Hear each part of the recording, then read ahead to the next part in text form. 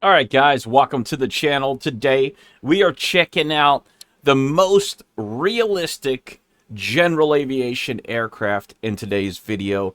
Stick with me till the end, and we'll show you a couple of features of this aircraft.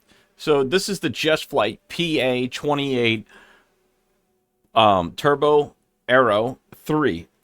It comes with 5 different liveries here, as you can see. And I guess you could add your own personal touch to it if you want to. Totally up to you. Today, I'm thinking we'll take out the red one here. I like the red one. I think it's very classic looking. And if I was going to fly a plane or buy a plane, I would probably get this livery here. So today, we're going to test it out, try it to take it for a little bit of a flight here. Let me reset my controls.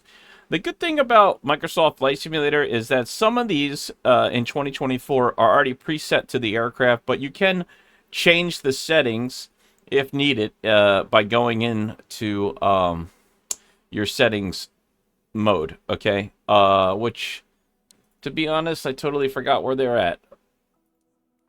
Let's see. I think, oh, right here. Okay, so then you can go into controls, and then you can change whatever control. The one thing I have noticed is that you can set everything up in X-Plane 12, right? And then once it's set, it's good. However, I don't know if everything's plug and play. For example, the wing win. I have not yet tested it, but I'm gonna for X-Plane 12. This automatically works with most aircrafts plug and play in 2024 here. This is a pretty cool general aviation aircraft. Actually, we'll put ourselves running on the runway, and I'll show you what I mean by realism in this aircraft. Okay? So, if we just set ourselves up on the runway here, I'm just going to put the flight controls up. Pay attention to this one right here. This is our fuel mixture. This is going to be a key one in order to do a proper takeoff. We're at a very high elevation airport today, and that is going to be a key factor for us to take off without having issues. I'm going to show you what I'm talking about. So, right now, we are... Our plane should be running here. I don't know. Okay, it's not running, so we got to make it run. Okay. Something's going on with our engine here. What is happening is beyond me.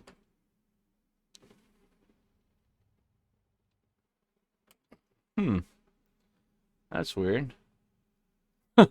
Alright. Well, that is interesting. Let me restart it real quick and just see if it's something I did.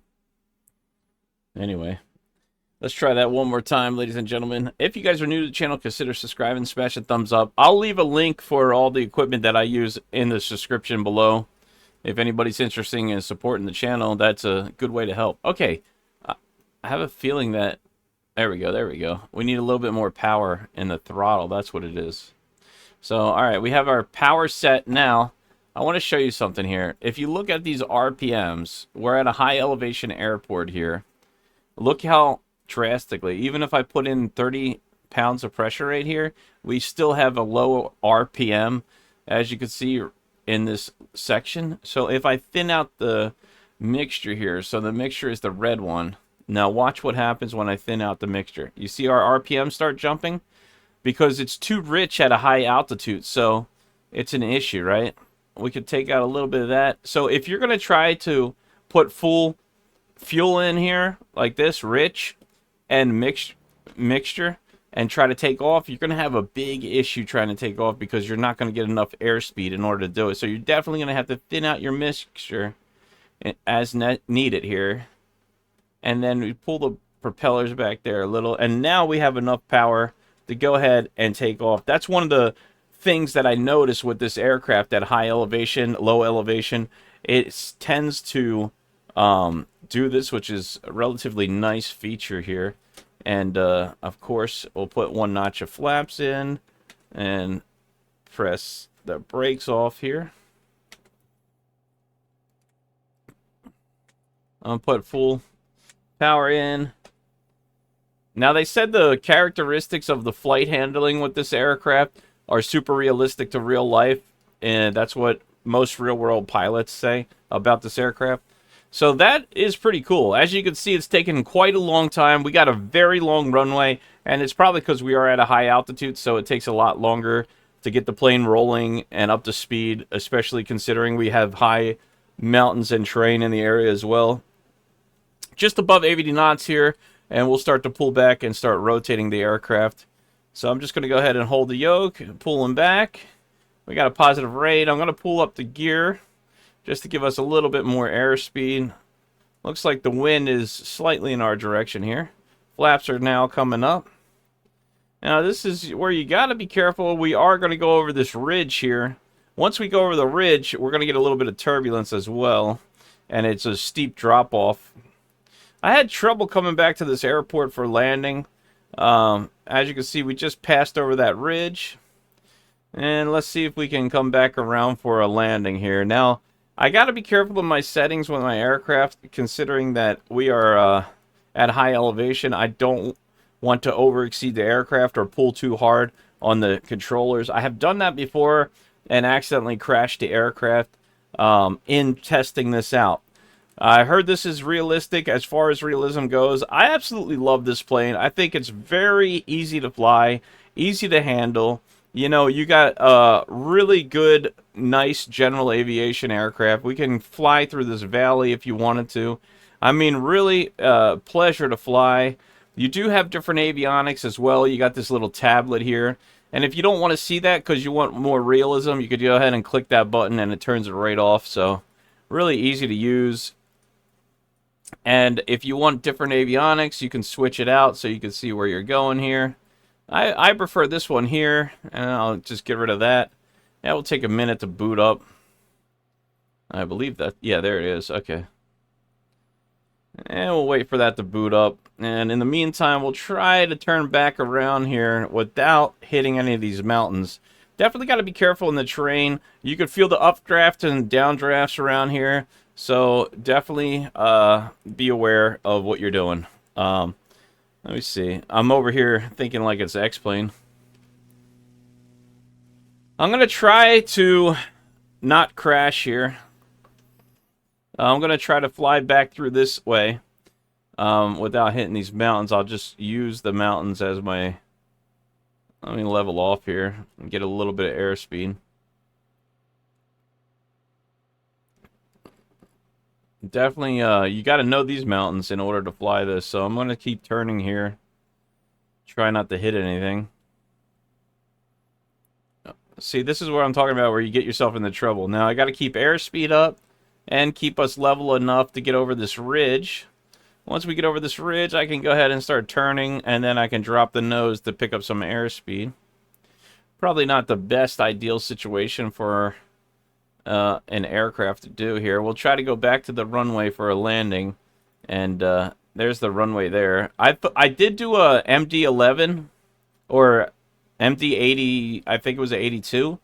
I landed it over here before, and it's a super beautiful landing. If you ever get a chance to fly either a regional jet or whatever kind of aircraft you want, try this airport. It's a super long runway, and you have plenty of runway to land, but it's super fun, and it's beautiful cinematic, and I would say it's a little challenging, too, with the mountains around. Definitely a fun one to try. The airport code here, just in case you want to know, is KTEX. KTEX. All right, let's go ahead and I'm going to take out some power here and trim down. And we'll put a notch of flaps in, try to slow us down here. I'm going to put gear coming back down. Probably overspeeding a little bit here, but that's all right. Flaps, notch coming down, trimming out again. We got a good distance of a runway here. So I'm just pulling slightly back on the yoke and turning. I don't want to take out too much power. You lose a lot of power quick over here with these mountains. I'm going to just trim back up once we line up here. It's looking pretty good now. I love it, though. I love flying this plane. I would highly recommend this. If you're looking for a general aviation aircraft that is a payware, this only cost me $23 for 2 different variants of this aircraft. The PA Aero Turbo 3 and 4. This is the 3. It also came with the 4, and it cost me, so I'm just going to go ahead and let it settle. Whoa. Okay, that's a very, very unstable landing. I probably should have not landed at that airspeed there.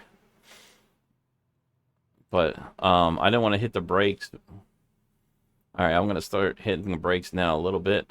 Anyway, there you go, ladies and gentlemen. That is the PA28. And I think it's worth it. It's worth it. It's from Just Flight. They did have a sale. I bought this through Sim Market. Let me see if I can find it here.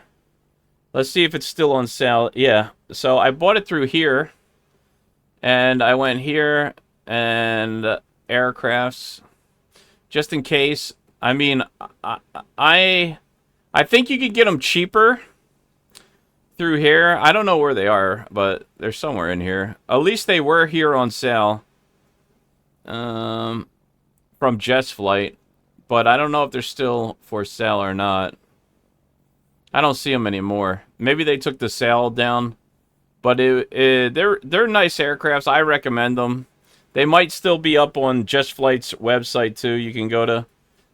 This is not paid advertisement. I have nothing to do with them. Actually, that developer doesn't even like me. But I love their aircraft. I think it's pretty good.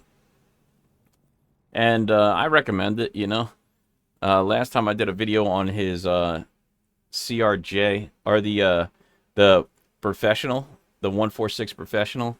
That thing, they sold it to you like a year ago, and it had a bunch of bugs, and it stayed that way for a long time, and then they came out with the version 2, and it was still buggy, and they fixed it. And then they told me that I didn't know how to fly. But anyway, I still love their planes. I love their products. And I'm still going to buy and fly them. Regardless, you know, some people can take the criticism and others can't. However, if you're looking, that's not the point of this video anyway. If you're looking for a general aviation aircraft, this I highly recommend. I love it. The only other one that I could say was really good in 2020, if you're still flying in 2024, look at the A2A for a general aviation aircraft. That is a beautifully modeled aircraft. Very good. If you're in 2024, I recommend this one. You know, it depends on what one you're going to use.